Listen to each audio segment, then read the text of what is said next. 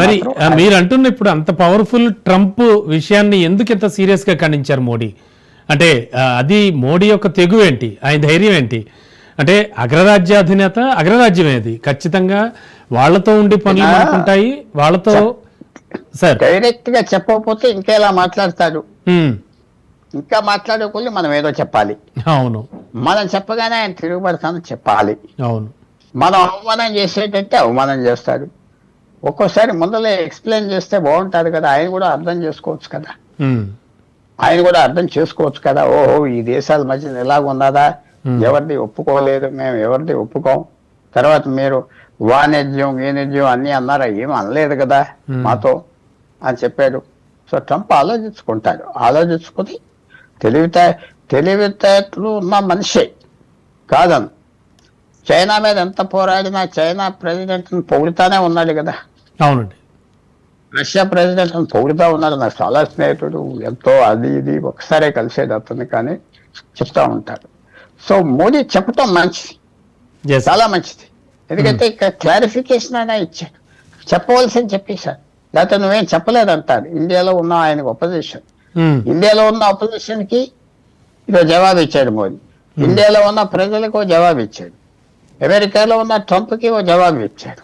పాకిస్తాన్ కు జవాబు ఇచ్చాడు. చైనా కూడా చెప్పింది ఏంటంటే మేమేమి ట్రంప్ అంటే మేము లొంగం అని చెప్పాడు. రష్యా కూడా మెసేజ్ వెళ్ళింది, ట్రంప్ గారు ఎవరు లెక్క పెట్టమని. సో ప్రపంచం అందరికీ ఒక మెసేజ్ వెళ్ళింది. ఈవేళ ఇలా మాట్లాడేదా నరేంద్ర మోడీ, చెప్పారా అనేది ఒక విశేషమైన పరిస్థితి మాత్రం వస్తుంది. ఏ దారి వెళ్తుంది ఎవరు మనం ప్రిడిక్ట్ చేయలేం, కానీ ఇది ఒక గొప్ప ఈవెంట్ ఇలా చెప్పటం ట్రంప్కి భారతదేశాన్ని. సో ఇది పాజిటివ్ గానే ఉన్నది అనే భావిస్తుంది. ఎస్ సార్, అంటే పుండు మీద కారం చల్లినట్టు ఆల్రెడీ మాకెవరి ప్రమేయం అవసరం లేదు, మధ్యవర్తిత్వం అవసరం లేదనే మాట అనేశాక ఆహ్వానించారు సార్, మనకు తెలుసు. అయితే ముందస్తు షెడ్యూల్ కారణంగా నేను రాలేను అని ఈయన చెప్పారండి. ఇవన్నీ ఏమైనా తీసుకునే ఛాన్స్ ఉందా సీరియస్ గా ట్రంప్? అదే తీసుకోడు మళ్ళీ వస్తాను, ఇంకో ఒకేజన్ తీసుకుని వస్తానని చెప్పుంటారు. నువ్వు పిలిచినందుకు చాలా థ్యాంక్స్, నాకు మిగతా ఎంగేజ్మెంట్స్ ఉన్నాయి రేపు అన్నారు.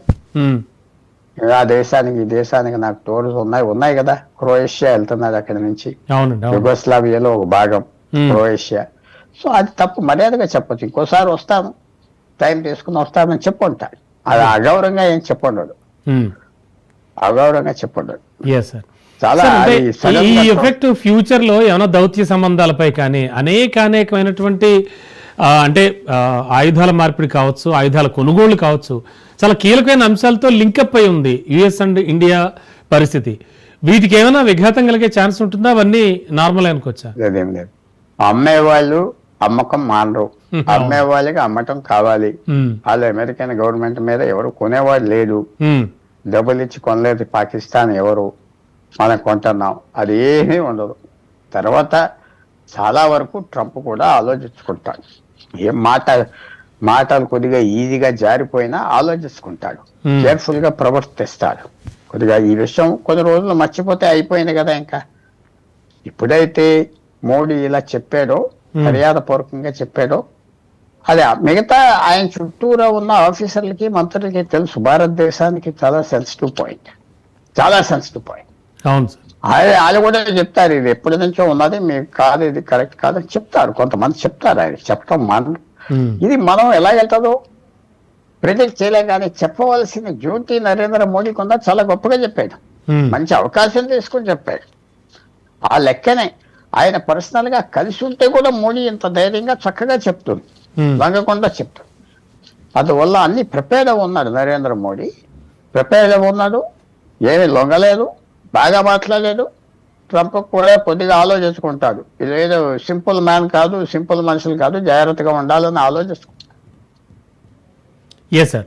సార్, ఇప్పుడు క్వాడ్ సమావేశం ఇండియాలో జరగబోతోంది. దీనికి రావాలంటూ ఆయన్ని పిలవడం కూడా జరిగింది ట్రంప్ని మోడీ.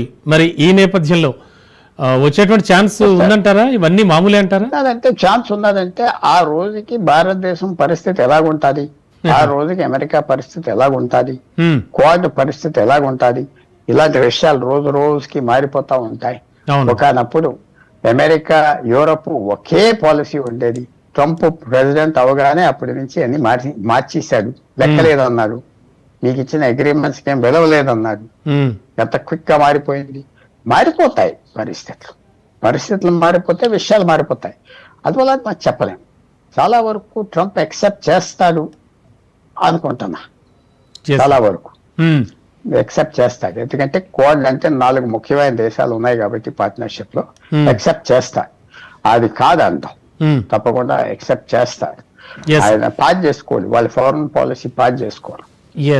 సార్ చివరిగా అంటే పహల్గాం ఉగ్రదాడి కానీ ఆపరేషన్ సింధూర్ ఈ పరిణామాల టైంలో భారత్ అమెరికా మధ్యలో ఏ స్థాయిలోనూ వాణిజ్య ఒప్పందం గురించి అయితే డిస్కషన్స్ రాలేదు. అయితే భారత్ పాక్ మధ్య అమెరికా మధ్యవర్తిత్వానికి అంశం పైన కూడా చర్చలు ఏం జరగలేదు. అంటే చాలా క్లారిటీతో మాట్లాడారు. కాల్పుల విరమణ ఒప్పందానికి సంబంధించి 2 దేశాల మధ్య మిలిటరీ స్థాయి చర్చలు అయితే జరిగాయి. సో ఫైనల్గా పాక్ అభ్యర్థన మేరకే మేము ఈ ఆపరేషన్ ఆఫ్ చేసామన్నది ఒక క్లారిటీ అయితే క్లియర్గా ఇచ్చారు. ఇది మిగతా ప్రపంచ దేశాలన్నీ ఎలా చూస్తాయంటారు? ఏమనుకోవచ్చు? అంటే పెద్దన్నతోనే డైరెక్ట్గా ఎలా చెప్పడం అంటే ఈ విషయాన్ని అప్పటి వరకు మిగతా దేశాలు ఏం క్వశ్చన్ చేయలేదు భారతదేశాన్ని. భారతదేశం చెప్పిందే రైట్ అనుకున్నారు. తర్వాత భారతదేశం కూడా తగు పెంచడానికి రెడీగా లేదప్పుడు. అందరు మర్చిపోతున్నారు. భారతదేశం కూడా ఎస్కలేట్ చేయకూడదు, పెంచకూడదు, ఇక్కడితో ఆప్ చేయాలని భారతదేశం కూడా ఉన్నది.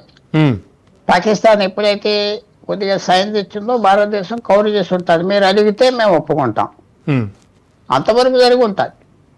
పాకిస్తాన్ ఎవరితో మాట్లాడుతున్నారు, మనం ఆప్ చేస్తే బాగుంటుంది, ఇదంతా ఎందుకు గొడవ ఒప్పుడు అనుకుంటే సరే భారతదేశానికి చెప్తే రెడీ. కానీ వాళ్ళు ఫోన్ చేస్తే మేము ఆగుతాం అని ఉంటారు. ఆ మధ్యవర్తనం ఎవరో చేసి ఉంటారు. ఎవరు చేశారు, ఎంతమంది చేశారు, ఎక్కువ మంది చేసి ఉంటారు కూడా అనుకోవచ్చు. ఆ కవర్ ఎక్కువ మంది చేసి ఉంటారు. ఒక అమెరికన్సే కాదు, మిగతా దేశాలు కూడా చెప్పుకుంటారు. చూడాలి సార్ ఫ్యూచర్ లో పరిణామాలు ఎలా ఉండబోతున్నాయో.